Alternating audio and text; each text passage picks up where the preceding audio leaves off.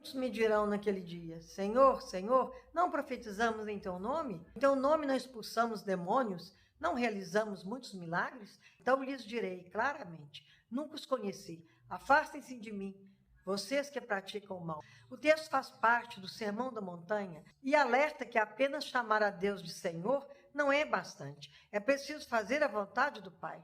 Pessoas, muitas vezes, confundem transformar-se e mudar de vida com apenas cumprir devidamente as práticas religiosas. Jesus fala com aqueles que parecem ter atingido um grau elevado de espiritualidade, sobressaindo dentre os demais. Pessoas que sempre se preocuparam com a performance, em iludir outras simplesmente, mas o foco de sua atenção é a atividade delas, quando deveria ser o próprio Jesus.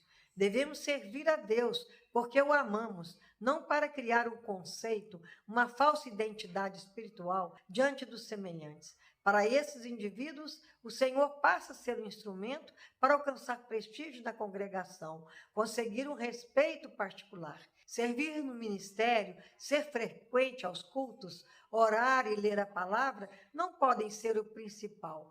Paulo refuta certos comportamentos e atividades como lixo, estrume, diante da necessidade em se aprofundar no conhecimento do Senhor e na intimidade diária com Jesus.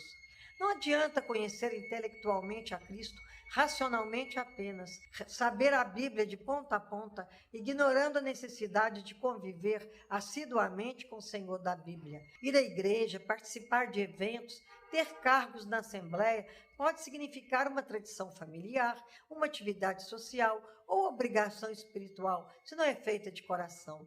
Conhecer o Deus da palavra e ser dele conhecido, entretanto, faz toda a diferença. As 5 virgens da parábola estavam imbuídas do mesmo objetivo que as outras 5, mas ficaram de fora. Embora soubessem quem era o noivo, o conhecessem, não se prepararam para o encontro. Faltou azeite.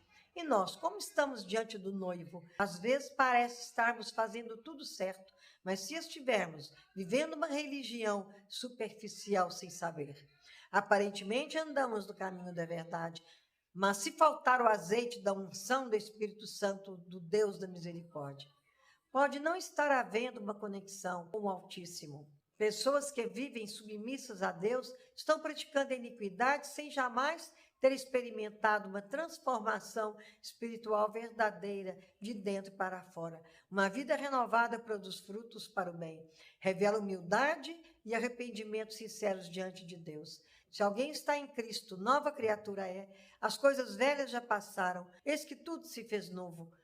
A direção trilhada é de transformação, de superar fraquezas, fechar brechas, corrigir as falhas, com lutas, dor, dificuldades, mas com a força do Espírito Santo. Aquilo que professamos publicamente tem de estar pareado com o que vivemos na intimidade do nosso lar, no nosso trabalho, no convívio com pessoas de modo geral. Vamos partir para o autoexame, conforme sugere o apóstolo Paulo.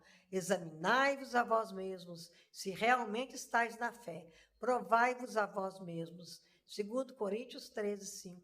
Ele escreveu para desafiar os cristãos a olharem para dentro de si e avaliarem a sinceridade da própria vida espiritual e comunhão com Deus. Que cada um de nós cristãos olhe para as suas próprias atitudes, em vez de se deter em julgar os demais. O versículo pergunta se a pessoa reconhece que Jesus Cristo habita nela de verdade. Serve como um alerta contra o descuido espiritual, as falsas aparências religiosas. Essa atitude evitará que ouçamos no futuro como as 5 virgens ouviram no dia das bodas. Em verdade vos digo que não vos conheço. Mateus 5:12, 25:12. Amém.